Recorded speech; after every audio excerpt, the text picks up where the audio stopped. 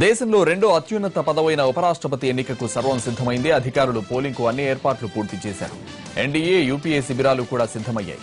ఎవరి ఎంపీలకు వాళ్లు ఇప్పటికే ట్రైనింగ్ ఇచ్చారు. ఎన్డీఏ అభ్యర్థి వెంకయ్య గెలుపు లాంఛనమే అయినా వీలైనంత ఎక్కువ మెజారిటీ సాధించడానికి వర్కౌట్ చేశారు. ఉపరాష్ట్రపతి ఎన్నికలో లోక్సభ, రాజ్యసభ ఎంపీలు మాత్రమే ఓటు వేస్తారు.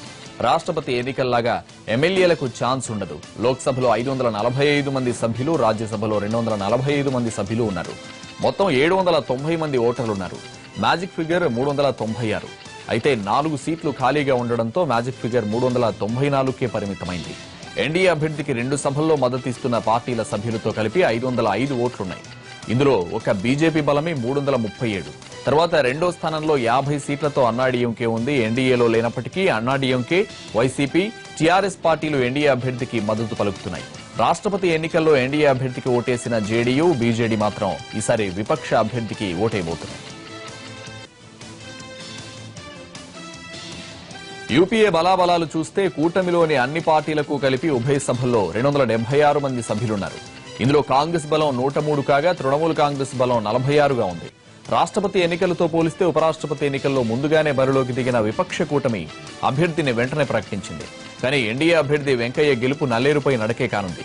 రాజ్యసభలో ఎన్డీఏకు గట్టి పోటీ ఇస్తున్న యూపీఏ లోక్సభలో మాత్రం తేలిపోయింది. దీంతో వెంకయ్య గెలుపు సునాయాసమేనని చెప్పొచ్చు.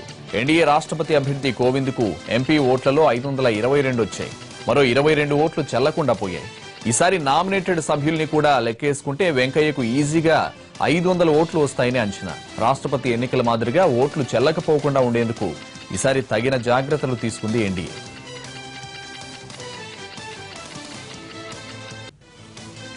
ఉపరాష్ట్రపతి ఎన్నిక సందర్భంగా బీజేపీ ఎంపీలతో ప్రధాని నరేంద్ర మోదీ ప్రత్యేకంగా సమావేశమయ్యారు. పార్లమెంట్ సెంట్రల్ హాల్లో జరిగిన ఈ సమావేశానికి కేంద్ర మంత్రులతో పాటు ఎంపీలంతా హాజరయ్యారు. ఉపరాష్ట్రపతి ఎన్నిక సందర్భంగా పార్టీ ఎంపీలకు పలు సూచనలు చేశారు మోదీ. రాష్ట్రపతి ఎంపిక ప్రక్రియకు పూర్తిగా భిన్నంగా ఉపరాష్ట్రపతి ఎన్నికల విధానం ఉండడంతో దీనికి ప్రత్యేక ప్రణాళికలు అవసరమవుతాయి. వీటిపై సమావేశంలో చర్చించారు. కేవలం పార్లమెంటు ఉభయ సభలకు చెందిన సభ్యులు మాత్రమే పాల్గొంటారు.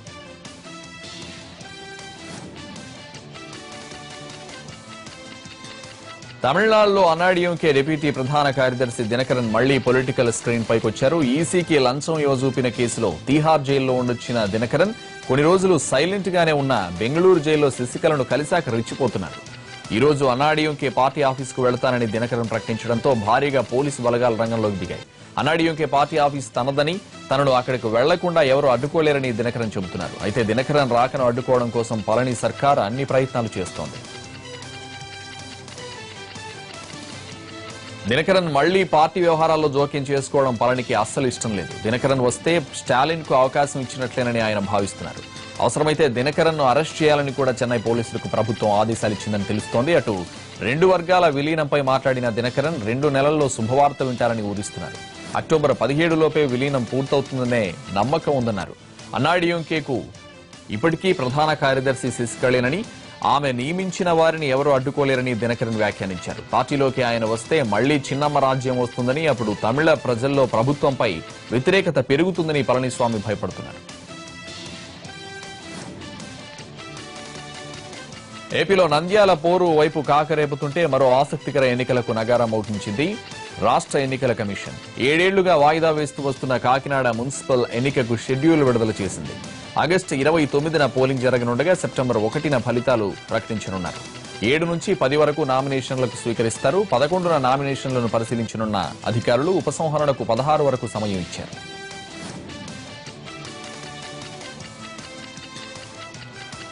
చిత్తూరు జిల్లా కుప్పంలో టీడీపీ, వైసీపీ నేతల మధ్య ఘర్షణ తలెత్తింది. చంద్రబాబుపై వ్యాఖ్యలకు నిరసనగా అధికార పార్టీ కార్యకర్తలు జగన్ దిష్టిబొమ్మను దగ్ధం చేసేందుకు ప్రయత్నించారు.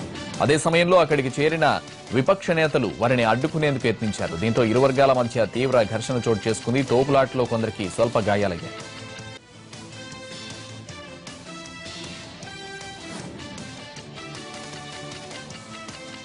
నంద్యాల సభలో జగన్ వ్యాఖ్యల్ని ఖండిస్తూ పశ్చిమ గోదావరి జిల్లాలో తెలుగు తమ్ముళ్లు నిరసనలకు దిగారు. ఏలూరు పాత బస్టాండ్ సెంటర్ వద్ద ఏపీ టీవీ చలనచిత్ర కార్పొరేషన్ చైర్మన్ అంబికా కృష్ణ ఆధ్వర్యంలో టీడీపీ నేతలు జగన్ దిష్టిబొమ్మ దగ్ధం చేశారు. 40 ఏళ్ల రాజకీయ అనుభవం ఉన్న చంద్రబాబును కాల్చి చంపమని అనడం చాలా దారుణమన్నారు. ఇలాంటి వ్యాఖ్యలు చేయడం సరికాదన్నారు అంబికా కృష్ణ. సంచలనం సృష్టించిన అయేషా మీరా హత్య కేసును పునర్విచారించాలని ప్రభుత్వం నిర్ణయించింది. ఇందుకోసం సిట్ను ఏర్పాటు చేసింది. పర్యవేక్షకుడిగా విజయవాడ సిపి గౌతమ్ సవాంగ్ కు బాధ్యతలు అప్పగించారు. 2007లో అయేషా మీరా హత్య జరిగింది. ఈ కేసులో పోలీసులు ప్రధాన నిందితుడిగా సత్యంబాబును చేర్చారు. అయితే కోర్టు అతను నిర్దోషి అని ప్రకటించింది. దీంతో ప్రభుత్వం మళ్లీ విచారణకు ఆదేశించింది. నిజామాబాద్ జిల్లాలో ఘోర రోడ్డు ప్రమాదం జరిగింది. బిచ్పల్లి మండలం బీబీపూర్ తండా వద్ద నిజామాబాద్ నుంచి హైదరాబాద్ వెళ్తున్న ఆర్టీసీ బస్సు లారీని ఢీకొట్టింది. ఈ ప్రమాదంలో బస్సులోని 20 మందికి గాయాలయ్యాయి. ఇందులో 3 పరిస్థితి విషమంగా ఉందని వైద్యులు చెబుతున్నారు. గాయపడ్డ వారిని నిజామాబాద్ ఏరియా ఆసుపత్రికి తరలించి చికిత్స చేస్తున్నారు. అతివేగమే ప్రమాదానికి కారణాలని ప్రయాణికులు చెబుతున్నారు.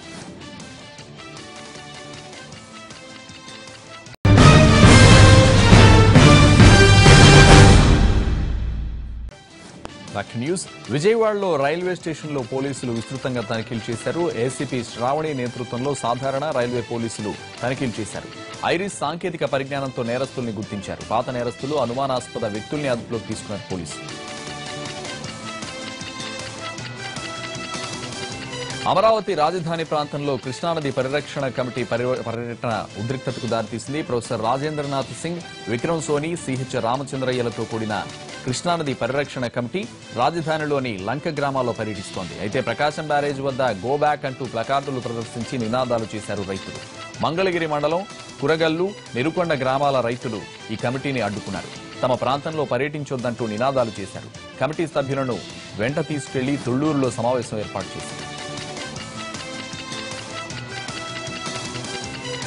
నేరెళ్ల పోలీస్ బాధితుల కుటుంబాలు సిరిసిల్ల ఎస్పీ విశ్వజిత్ తో పాటు మరికొంతమంది పోలీసులపై వేములవాడ డీఎస్పీ కార్యాలయంలో ఫిర్యాదు చేశారు. కులం పేరుతో దూషించడమే కాకుండా తమ వారిపై హత్యాయత్నానికి పాల్పడ్డారని ఫిర్యాదులో పేర్కొన్నారు. తమ వారి ఒంటిపై తీవ్ర గాయాలున్నా లేవని దొంగ మెడికల్ సర్టిఫికెట్లు ఇచ్చిన సిరిసిల్ల ఆసుపత్రి డాక్టర్లపై చట్టరీత్యా చర్యలు తీసుకోవాలని విజ్ఞప్తి చేశారు. పోలీసుల నుంచి ముప్పు ఉందని భయపడి ఇన్ని రోజులు ఫిర్యాదు చేయలేదంటున్నారు బాధితులు. శ్రీకాకుళంలో కానిస్టేబుల్ పై హత్యాయత్నం జరిగింది. పలాస కాశీబుగ్గలో కానిస్టేబుల్ రోణికేశ్వరరావును విచక్షణారహితంగా కొట్టారు గుర్తు తెలియని వ్యక్తులు. ఈ దాడిలో కానిస్టేబుల్ తలకు తీవ్ర గాయాలయ్యాయి. మాజీ ఎంపీ అప్పయ్య దొర ఇంటి ముందు గాయాలతో పడి ఉన్న రోణికేశ్వరరావును గుర్తించిన స్థానికులు ఆసుపత్రికి తరలించారు. అయితే అప్పయ్య దొర ఇంటి నుంచి బయటకు రక్తపు మరకలు ఉండడంతో అక్కడే దాడి జరిగిందనే అనుమానం వ్యక్తమవుతోంది. ఖమ్మం జిల్లా సత్తుపల్లిలో నకిలీ పాస్ పుస్తకాల కేసు దర్యాప్తు వేగవంతం చేశారు పోలీసులు. అక్రమంగా నకిలీ పాస్ పుస్తకాలతో లక్షల్లో రుణాలు తీసుకున్న 11 మందిని అదుపులోకి తీసుకున్నారు. వీరి వద్ద నుంచి నకిలీ పాస్ పుస్తకాలు, స్టాంపులను స్వాధీనం చేసుకున్నారు. కేసు నమోదు చేసి రిమాండ్కు తరలించారు. ఈ మొత్తం వ్యవహారంలో ఐఓబీ బ్యాంక్ మేనేజర్ కొండ్రు ప్రసాద్ కీలకంగా వ్యవహరించినట్లు దర్యాప్తులో తేలింది. ఇప్పటివరకు సత్తుపల్లిలోని వివిధ బ్యాంకుల్లో సుమారు 600 నకిలీ పాస్ పుస్తకాలను గుర్తించారు పోలీసులు. ప్రభుత్వ పాఠశాలల్లో వసతులు మెరుగుపరిచేందుకు తమ వంతు సాయం చేస్తామన్నారు రాయలసీమ ఐజీ. కడప నగరపాలక ఉర్దూ ఉన్నత పాఠశాలలో విద్యార్థులతో ఆత్మీయ సమ్మేళనంలో పాల్గొన్నారు. ప్రతి ఒక్కరూ బడి రుణం తీర్చుకోవాలన్నారు. రాయలసీమ ప్రాంతం అభివృద్ధి చెందాలంటే ప్రభుత్వ స్కూళ్లు బాగుండాలన్నారు. ప్రభుత్వ పాఠశాలలను అభివృద్ధిలో ముందుకు తీసుకెళ్లే బాధ్యత అందరిది ఉందన్నారు. విశాఖలోని ప్రముఖ పుణ్యక్షేత్రం సింహగిరిపై అగ్ని ప్రమాదం జరిగింది. 6 దుకాణాలు పూర్తిగా అగ్నికి ఆహుతయ్యాయి. శ్రావణ శుక్రవారం పూజలు చేసిన అనంతరం దుకాణదారులు షాపులను మూసివేశారు. సాయంత్రం 6:30 గంటల తర్వాత ఒక్కసారిగా దుకాణాల్లో మంటలు వ్యాపించాయి. మొత్తం 6 షాపులను అగ్నికీలను చుట్టుముట్టేయడంతో అందులోని సామాగ్రి పూర్తిగా కాలిపోయింది. షార్ట్ సర్క్యూట్ కారణంగానే ఈ ప్రమాదం జరిగి ఉండొచ్చని భావిస్తున్నారు. గొర్రెల పంపిణీలో మహబూబ్ నగర్ జిల్లా అగ్రస్థానంలో ఉందన్నారు కలెక్టర్ రొనాల్డ్ రాజ్. జిల్లాలో ఇప్పటివరకు 2850 గొర్రెల యూనిట్లు పంపిణీ చేశామన్నారు. కర్ణాటక, రాయచూరు, కొప్పల్, తమిళనాడులోని 5 జిల్లాల నుంచి గొర్రెల్ని కొనుగోలు చేస్తున్నామని తెలిపారు. గొర్రెల పంపిణీలో అక్రమాలు జరగకుండా చర్యలు తీసుకుంటున్నట్లు చెప్పారు. గొర్రెలను అమ్మిన లబ్ధిదారులపై క్రిమినల్ కేసు పెడతామని హెచ్చరించారు. అర్హులందరికీ గొర్రెల యూనిట్ల పంపిణీ చేస్తున్నట్లు తెలిపారు వరంగల్ అర్బన్ జిల్లా కలెక్టర్ అమ్రపాలి. జిల్లాలో 7 మండలాల్లోని 5653 మంది లబ్ధిదారులను గుర్తించామన్నారు. ఈ నెలలో 2000 మందికి గొర్రెల యూనిట్లు అందించనున్నట్లు తెలిపారు ఆమె. అలాగే ఇన్సూరెన్స్ విషయంలో వెసులుబాటు కల్పిస్తున్నట్లు తెలిపారు. వరంగల్ జిల్లాలో గత 28న జరిగిన కోంపల్లి యాకయ్య హత్య కేసును ఛేదించారు పోలీసులు. రౌడీ షీటర్ యాకయ్యను అదే గ్రామానికి చెందిన తండా ఉపేంద్రే హత్య చేయించినట్లు పోలీసులు తెలిపారు. సిపిఐ ఎంఎల్ పార్టీలో పనిచేసిన వారిని ఆశ్రయించి వారికి 2 లక్షలు సుపారీ ఇచ్చినట్లు దర్యాప్తులో తేలింది. మొత్తం 11 మందికి ప్రమేయం ఉండగా 6గురిని అరెస్ట్ చేశారు. వీరి వద్ద నుంచి ఓ తుపాకీ, 10,000 రూపాయల నగదు, ఆటోతో పాటు 3 సెల్ ఫోన్లను స్వాధీనం చేసుకున్నారు.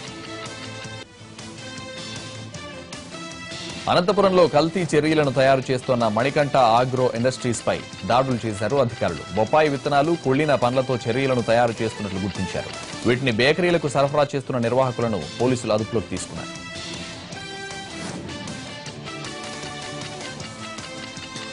కాంగ్రెస్ ఉపాధ్యక్షుడు రాహుల్ గాంధీ ఫోటోల కోసం టికెట్ బుకింగ్ కు ఆధార్ తప్పనిసరి కాదని కేంద్రం స్పష్టం చేసింది. కేంద్ర రైల్వే శాఖ సహాయ మంత్రి రాజేన్ గోహైన్ రాతపూర్వక సమాధానంగా రాజ్యసభకు తెలియజేశారు. రైలు టికెట్ బుకింగ్ కు ఆధార్ తప్పనిసరి చేయాలనే ఆలోచన కూడా ప్రస్తుతం లేదని ఆయన స్పష్టం చేశారు. దీనికి సంబంధించిన ఎటువంటి ప్రతిపాదన కూడా తమ వద్దకు రాలేదన్నారు. జనవరి 1, 2017లో రైలు టికెట్పై రాయితీ పొందుతున్న సీనియర్ సిటిజన్లు స్వచ్ఛందంగా తమ ఆధార్ను చూపించే విధానాన్ని మాత్రం తీసుకొచ్చినట్టు ఆయన సభకు తెలియజేశారు. అయితే జమ్మూ కాశ్మీర్, మేఘాలయ, అసోం రాష్ట్రాలకు మాత్రం దీని నుంచి మినహాయింపు కల్పించింది. కాంగ్రెస్ సీనియర్ నేత, కేంద్ర మాజీ మంత్రి పి చిదంబరం కుమారుడు కార్తీ చిదంబరం మద్రాస్ హైకోర్టును ఆశ్రయించారు. కేంద్ర హోం మంత్రిత్వ శాఖలోని ఇమిగ్రేషన్ బ్యూరో తనకు వ్యతిరేకంగా జారీ చేసిన లుకౌట్ సర్క్యులర్ను రద్దు చేయాలని కోరారు. ఈ సర్క్యులర్ను జారీ చేసే అధికార పరిధి వారికి లేదన్నారు. తదుపరి విచారణ ఈ నెల 7కు వాయిదా వేసింది మద్రాస్ హైకోర్టు. జమ్మూ కాశ్మీర్ సీఎం మెహబూబా ముఫ్తీ మరోసారి సంచలన వ్యాఖ్యలు చేశారు. నియంత్రణ రేఖ వెంబడి భారత్, పాక్ ప్రజలు స్వేచ్ఛగా సంచరించేందుకు వీలుగా చారిత్రక మార్గాలను తెరవాలని డిమాండ్ చేశారు. భారత్, పాక్ల మధ్య రాజకీయ ఉద్రిక్తతలు పెరుగుతున్న సమయంలో మెహబూబా ముఫ్తీ ఈ వ్యాఖ్యలు చేశారు. ముజఫరాబాద్ నుంచి కశ్మీర్కు వచ్చిన ప్రతినిధి బృందంతో మాట్లాడుతూ చర్చలు, సర్దుబాట్లు, ఆర్థిక అభివృద్ధి వల్లే ఈ ప్రాంతంలో హింసకు, రాష్ట్రంలో ప్రజల కడగండ్లకు తెరపడుతుందన్నారు. ఎల్ఓసీ వెంబడి చారిత్రక మార్గాలను తెరవడం ద్వారా రాష్ట్రం అభివృద్ధి పథంలోకి వెళ్తుందని, భారత్, పాక్ మధ్య శాంతి, సహజీవనం సాధ్యమవుతుందన్నారు. 30 బై 60లో మరో షార్ట్ బ్రేక్ తీసుకుందాం. Stay with us.